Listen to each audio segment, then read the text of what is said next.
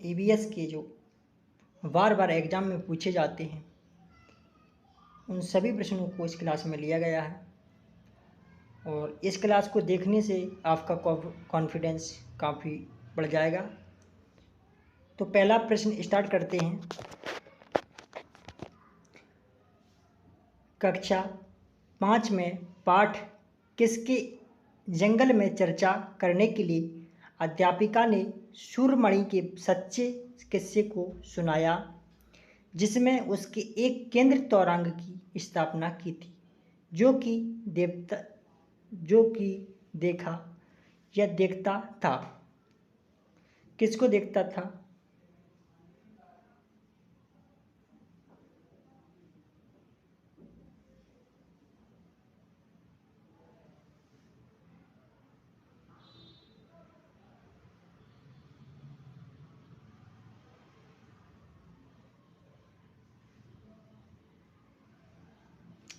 जमीन और जीविका की समस्या, भूख की समस्या, वनों की समस्या, कुड़क संस्कृति की समस्या।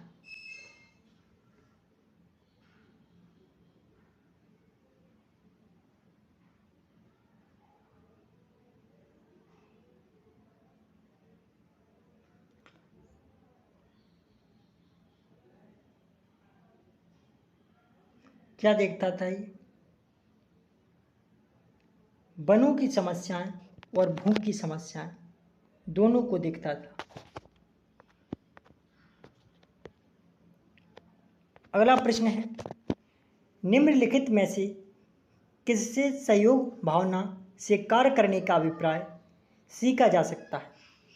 निम्नलिखित में से किससे सहयोग भावना से कार्य करने का अभिप्राय सीखा जा सकता है? परिवार, खेल और परिवार, परिवार, समाज और खेल, प्रतियोगिताएं आयोजित करना। बताएं आप लोग कौन सा आंसर है इसका?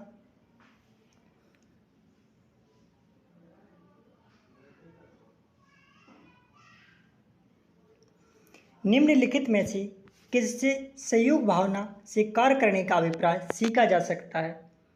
परिवार, समाज और खेल, तीनों से ही सहयोग भावना से सीखा जा सकता है कार्य करने का अभिप्राय। अगला प्रश्न है, निम्नलिखित में से कौन सा सामाजिक कीट नहीं है? चींटियां, दीमक, व्रंग, मधुमक्खी। बताएं कौन सा सामाजिक कीट नहीं है? 4 ऑप्शन है, इनमें से आपको कौन सा सामाजिक कीट के अंतर्गत नहीं आता है? बताएं। तो निम्नलिखित में से कौन सा सामाजिक कीट नहीं है? चींटी, दीमक, मधुमक्खी ये एक सामाजिक कीट के अंतर्गत आते हैं, लेकिन भृंग सामाजिक कीट नहीं होता है। ये आप पास में इसका चित्र देख रहे होंगे, इससे समझ गए होंगे कि भृंग इसका आंसर सही है, क्योंकि सामाजिक कीट नहीं होता है।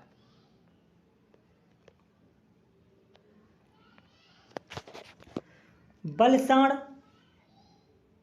शहर हैदराबाद शहर तेलंगाना राज्य के सापेक्ष किस दिशा में स्थित है? दक्षिण पश्चिम, उत्तर पश्चिम, उत्तर या पश्चिम या उत्तर पश्चिम। बताएं किस दिशा में है बलसाड़ शहर हैदराबाद शहर तेलंगाना राज्य के सापेक्ष, किस दिशा में? ये देखते हैं किस बलसाड़ शहर हैदराबाद शहर तेलंगाना राज्य के सापेक्ष। बलसाड़, ये मैप्स है, इसमें देखते हैं।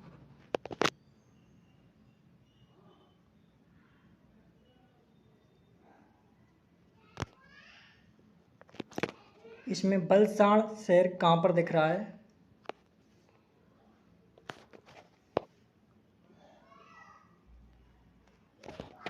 ये तेलंगाना हैदराबाद है, इसके सापेक्ष बलसाड़ शहर देखना है।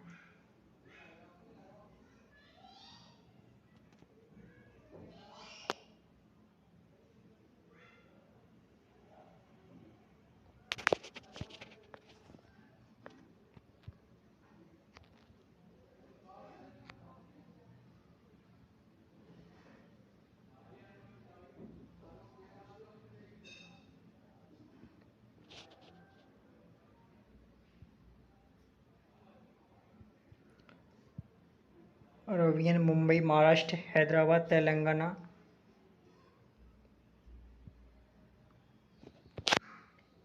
मुंबई महाराष्ट्र यमुना गुजरात,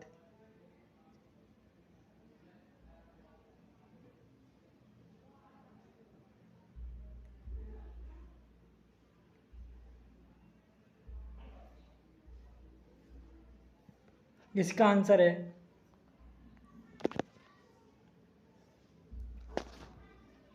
बलसाड़ हैदराबाद के सापेक्ष किस दिशा में है?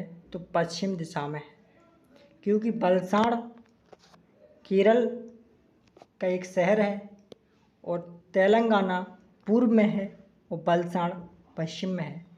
पूछा गया है कि तेलंगाना राज्य के सापेक्ष बलसाड़ की स्थिति, तो ये पश्चिम होगा।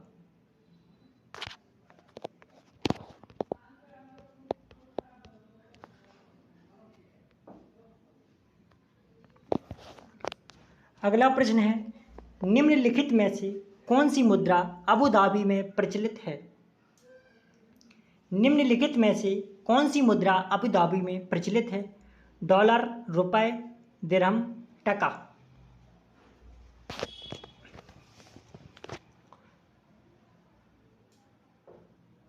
डॉलर अमेरिका में चलते हैं, रुपए भारत में चलते हैं और दिरहम में अबू धाबी में दिरहम चलता है। अबू धाबी की मुद्रा है दिरहम।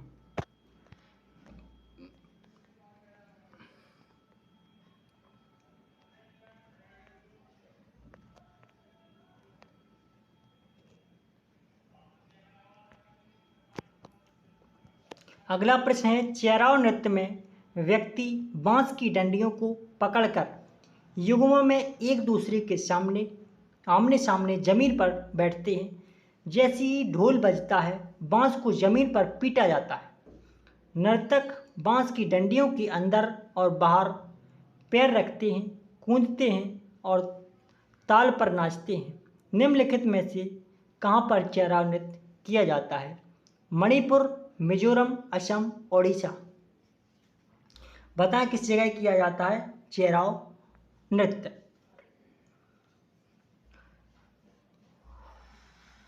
चेराव नृत्य मिजोरम राज्य में किया जाता है। ये इसको बांस है, इसको नीचे पटकते हैं, जैसे ढोल बज रहे हैं। आपको चित्र में दिख रहा होगा इस प्रकार। अगला प्रश्न है, छत पर वर्षा के पानी का संरक्षण करके भौमजल को पुनः आवेशित किया जाता था। इस पारंपरिक विधि का उपयोग निम्नलिखित में से किस राज्य में किया गया था? छत पर वर्षा के पानी का संरक्षण करके भौमजल को पुनः आवेशित किया जाता था।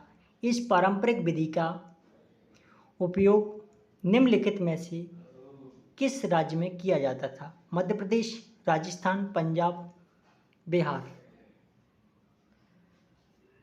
तो इस विधि का उपयोग राजस्थान में किया जाता है, क्योंकि यहाँ पर बारिश कम होती है।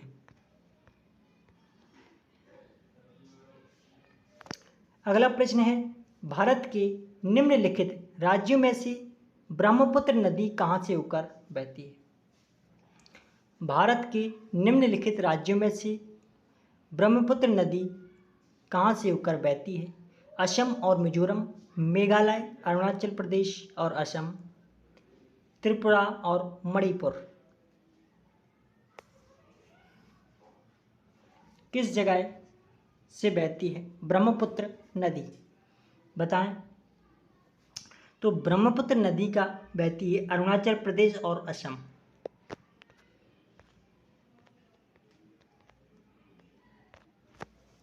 भावी पीढ़ी के समाजीकरण में परिवार की महत्वपूर्ण भूमिका होती है। इस परिस्थिति में परिवार माध्यम है प्राथमिक सामाजिकरण का, द्वितीयक सामाजिकरण का, प्राथमिक और द्वितीयक सामाजिकरण का, तृतीयक सामाजिकरण का। तो बताएं किस प्रकार का परिवार सामाजिकरण होता है?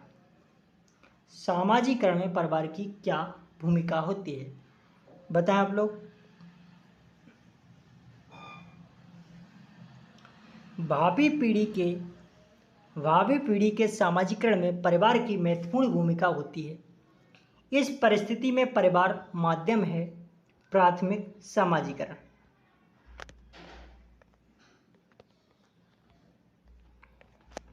अगला प्रश्न है, वातावरण को बचाने की आवश्यकता के लिए हुए कई आंदोलनों को समर्थन मिला है। निम्नलिखित में से किसने 1970 के चिपको आंदोलन में निर्णायक भूमिका निभाई है? वंदना शिवा, सुंदरलाल बहुगुणा, मेधा पाटेकर, बाबा आमटे। तो 1970 के चिपको आंदोलन में भूमिका निभाई है सुंदरलाल बहुगुणा।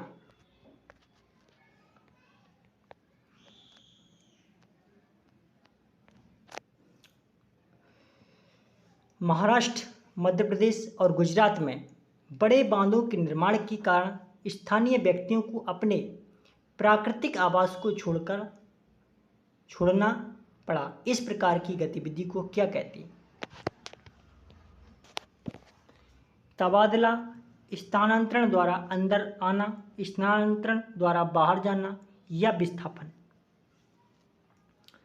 बताएं आप लोग कि महाराष्ट्र में, मध्य प्रदेश और गुजरात में बांधों के निर्माण के कारण कोई व्यक्ति एक जगह से दूसरी जगह यानी अपने प्राकृतिक आवास से छोड़कर जाना पड़ता है तो उसको क्या कहते हैं?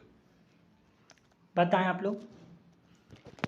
कोई भी व्यक्ति प्राकृतिक आवास को छोड़कर जाता है उसे कहते हैं विस्थापन।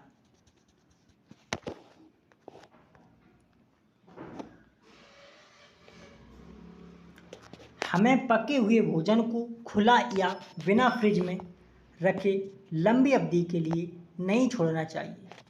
निम्नलिखित में से कौन सा कारक पके हुए भोजन को बेकार करने के लिए जिम्मेदार है? कीट, जीवाणु, फफूंद, विषाणु। बताएं कौन सा बेकार करने के लिए जिम्मेदार है?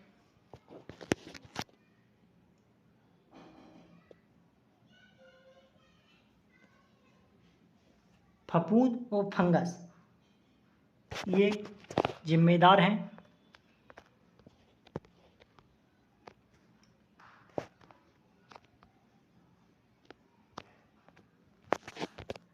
प्रत्येक भोज्य पदार्थ के पैकेट पर उसे पैक बंद करने की तिथि दी जाती है क्योंकि प्रत्येक भोज्य पदार्थ की अपनी निदानी शेल्फ आयु होती है। भोज्य पदार्थ के प्रक्रमण और पैकिंग की अवधि में कई परिरक्षणों का उपयोग किया जाता है। कुछ निश्चित समय के पश्चात इसमें रोगाणु उत्पन्न हो सकते हैं जो इसको खराब कर देंगे।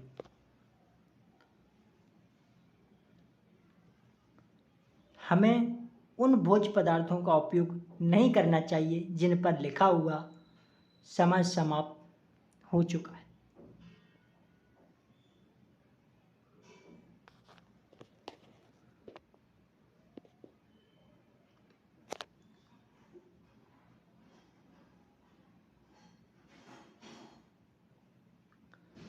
प्रत्येक भोज्य पदार्थ की अवधि अपनी निदानी शेल्फ आयु होती है, ये भी बात सत्य है। तो आंसर इसका है पहला।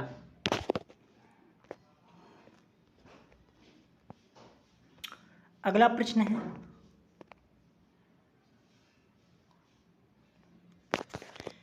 मच्छरों के प्रजनन की रोकथाम के लिए कई विधियां प्रस्तावित की जाती हैं। निम्नलिखित में से वह विधि ज्ञात कीजिए जो कि मच्छरों के प्रजनन को नहीं रोक सकती।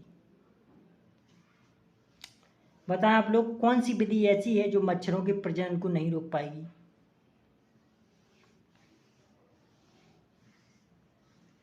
मच्छरों के प्रजनन की रोकथाम के लिए कई विधियां प्रस्तावित की जाती हैं।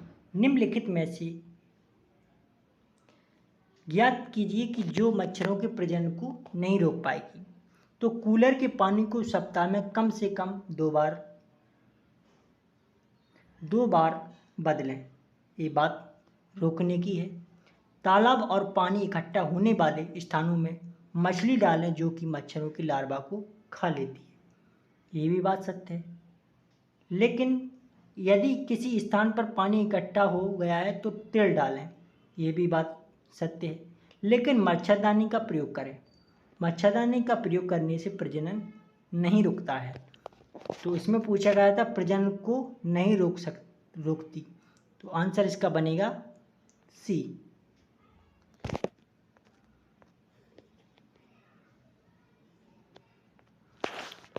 दस्त के रोगियों को चिकित्सक परामर्श देते हैं वे अधिक मात्रा में उबालकर ठंडा किया हुआ पानी जिसमें चुटकी भर नमक व थोड़ी सी चीनी मिली हो पिएं, क्योंकि केवल चीनी वाला पानी आंत नहीं सूख सकती। चीनी और पानी वाला सम्मिश्रण सरलता से सूखा जा सकता। उबालने पर पानी जीवाणु रहित हो जाता है।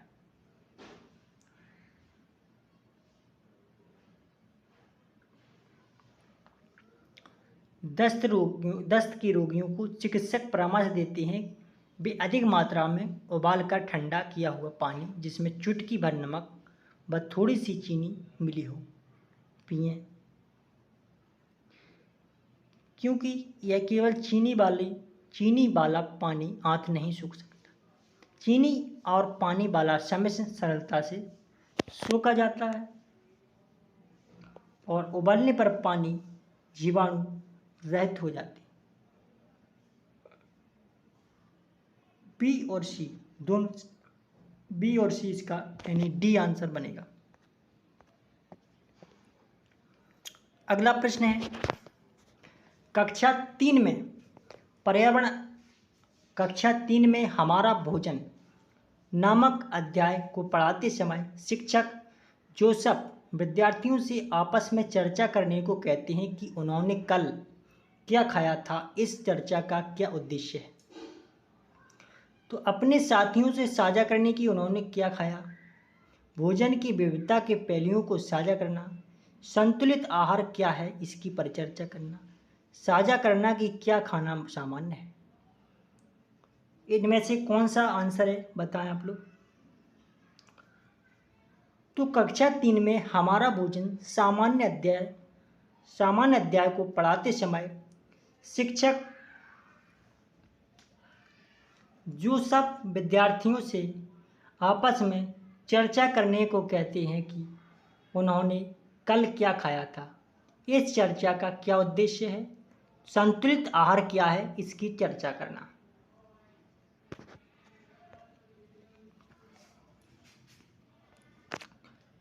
कक्षा 4 5वां अध्याय अनिता एवं मधुमक्खियां में अनिता खुशवाह नाम की एक लड़की की सच्ची कहानी है जिसमें उसका वर्णन एक बालिका सितारे के रूप में उजागर किया गया है।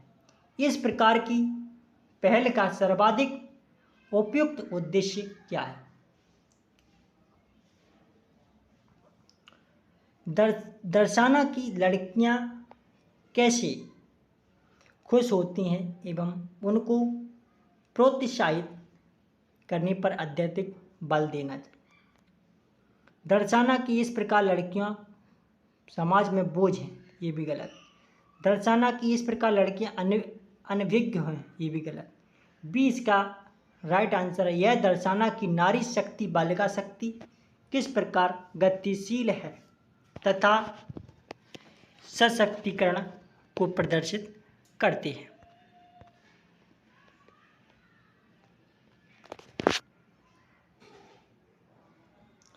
कक्षा 4 के अध्याय दुनिया मेरे घर में नामक कहानी अक्षय के बारे में है जो बताता है कि कैसे उसकी दादी उसे अनिल के घर कुछ भी खाने या पीने के लिए मना करती है इस कहानी से बच्चों को कौन सी महत्वपूर्ण शिक्षा मिलती है? हमारे समाज में समानता और सामंजस्य का अस्तित्व। हमारे समाज में समानता और सामंजस्य का अस्तित्व है। जाति भेदभाव एवं अस्पृश्यता का अस्तित्व है। सांप्रदायिकता का अस्तित्व है। सांप्रदायिकता का अस्तित्व है। धार्मिक भेदभाव का अस्तित्व है।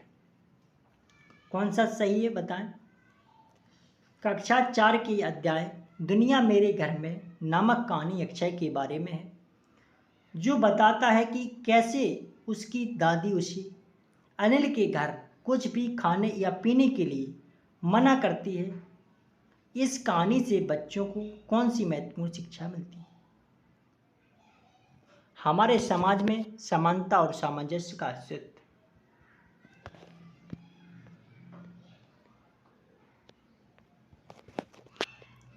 निम्नलिखित में से कौन सा कथन ईवीएस में सहपाठी आकलन को परिभाषित करता है? यह शिक्षा एवं ज्ञानवर्धन पर विद्यार्थी के स्वयं के आकलन पर केंद्रित करता है। यह विद्यार्थी के कार्य करते समय उस पर केंद्रित होता है, विद्यार्थियों पर केंद्रित होता है जब वो दूसरे विद्यार्थियों का आकलन जोड़ों में या समूह में कर रहे हो। विद्यार्थियों के समूह में शिक्षा एवं प्रगति पर केंद्रित होता है। बताएं कौन सा आंसर है आपके अकॉर्डिंग?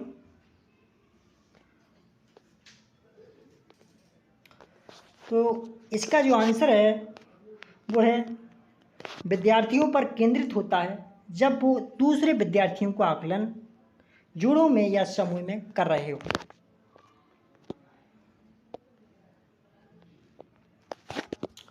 कक्षा 3 के अध्याय हम चीज़ें कैसे बनाते हैं, दीपावली की कहानी किस पर केंद्रित है? कक्षा 3 के अध्याय हम चीज़ें कैसे बनाते हैं, दीपावली की कहानी किस पर केंद्रित है? शारीरिक श्रम की मर्यादा की अवधारणा, समान कार्य के लिए समान परिश्रम करने की वेतन अवधि की धारणा, घरेलू कामकाज में लिंग संबंधी भेदभाव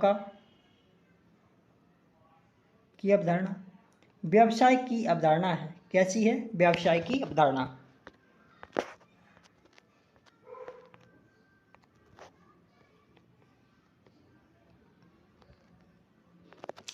अगला प्रश्न है मौखिक इतिहास समाज के विशिष्ट समूह के अनुभवों का समन्वय करने का महत्वपूर्ण साधन है।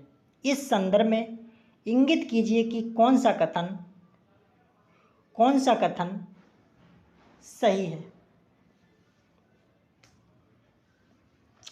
बताएं कौन सा कथन सही है?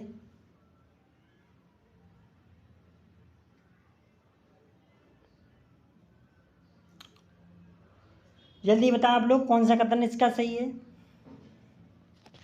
शिक्षक अपने छात्रों से उनके दादा दादी नाना नानी की स्वतंत्रता संग्राम के अनुभवों को एकत्रित करने को कहते हैं।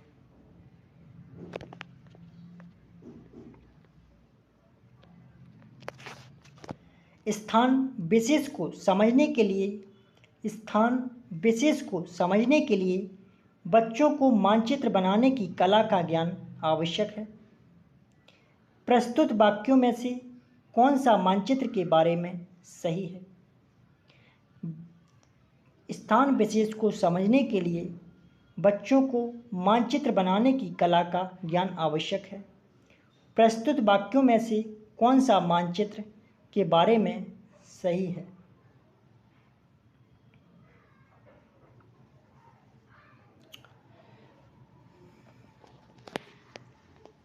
मानचित्र सदैव यह मानकर बनाया जाता है कि व्यक्ति किसी स्थान को जमीन से देख रहा है। ऐसा बिल्कुल भी नहीं है। वस्तुओं, दीवारों, सड़कों आदि के लिए हम चिन्हों का प्रयोग करते हैं। ये बात सही है। इसके बाद हम वास्तविक दरिया नाम कर उन्हीं को दर्शाते हैं। ऐसा गलत। मानचित्र में उत्तर दिशा सदैव ऊपर की राशि पर होती, ये बात सत्य। आंसर इसका है बी और डी।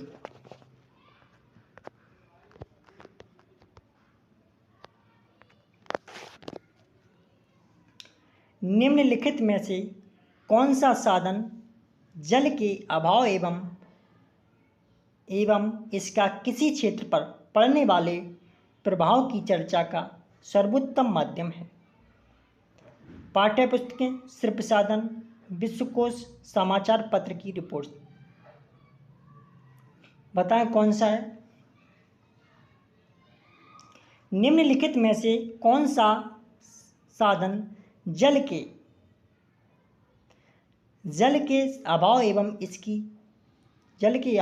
इसका किसी क्षेत्र पर पड़ने वाले प्रभाव की चर्चा का सर्वोत्तम माध्यम है? समाचार पत्र की रिपोर्ट, न्यूज़पेपर।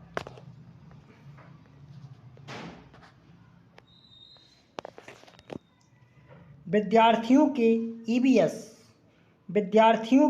ईवीएस सीखने के संदर्भ में निम्न में से कौन सा कथन सही है?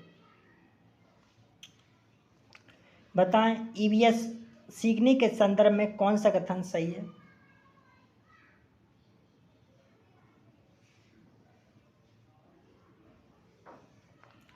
विद्यार्थियों के ईवीएस सीखने के संदर्भ में विद्यार्थियों के सीखने का तरीका सर्पिल पेचदार होता है। प्रत्येक बच्चा अद्वितीय होता है। वह परिस्थितियों से सीखना व प्रतिक्रिया अपने ढंग से देता है। इसके बाद अगला प्रश्न है, विद्यार्थियों के सीखने का मूल्यांकन करने के लिए फाइल या पोर्टफोलियो एक महत्वपूर्ण उपकरण है। निम्न में से कौन सा वाक्य पोर्टफोलियो को सर्वाधिक उपयुक्त तरीके से परिभाषित करता है? बताएं कौन सा पोर्टफोलियो को परिभाषित करता है? जल्दी से आंसर निकालें।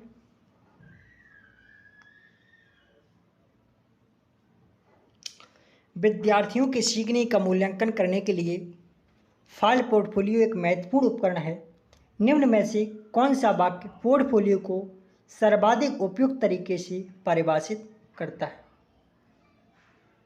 एक निश्चित समय में विद्यार्थी के कार्यों को एकत्रित करना, अधिकतर दिन प्रतिदिन के कार्य या विद्यार्थी के सर्वोत्तम कार्य को चुन लेना।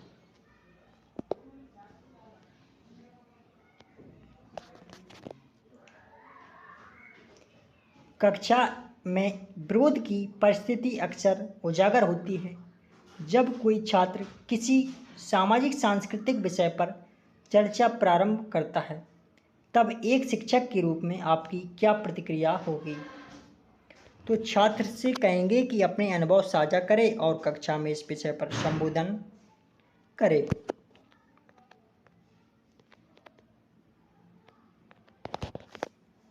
एक अध्यापिका की इच्छा है कि उसके छात्रों में वनस्पतियों के बारे में समझ व ज्ञान विकसित हो।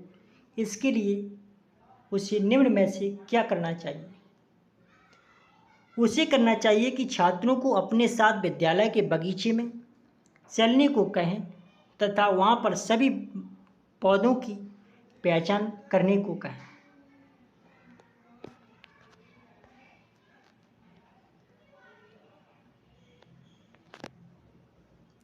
कक्षा 3 के छात्रों को संचार के माध्यम विषय पढ़ाते समय फराय अपने छात्रों में अन्वेषण को प्रोत्साहित करने के लिए निम्न में से कौन सी नीतियों का उपयोग करेगी?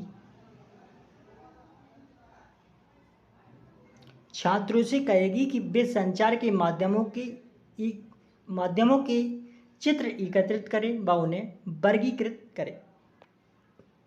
संचार के माध्यमों पर एक वीडियो दिखाएं। छात्रों से कहेंगे कि वे संचार के माध्यमों पर अनुभव बताएं, उन पर चर्चा करें। संचार के माध्यमों पर एक पॉइंट प्रस्तुत दिखाएं। तो ए और सी इसके दोनों ही आंसर हैं।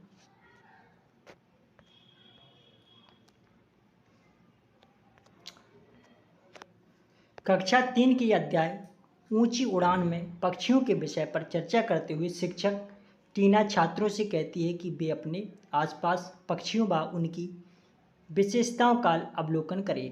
इस क्रियाकलाप का लक्ष्य है छात्रों में पक्षियों के प्रति रुचि विकसित करें।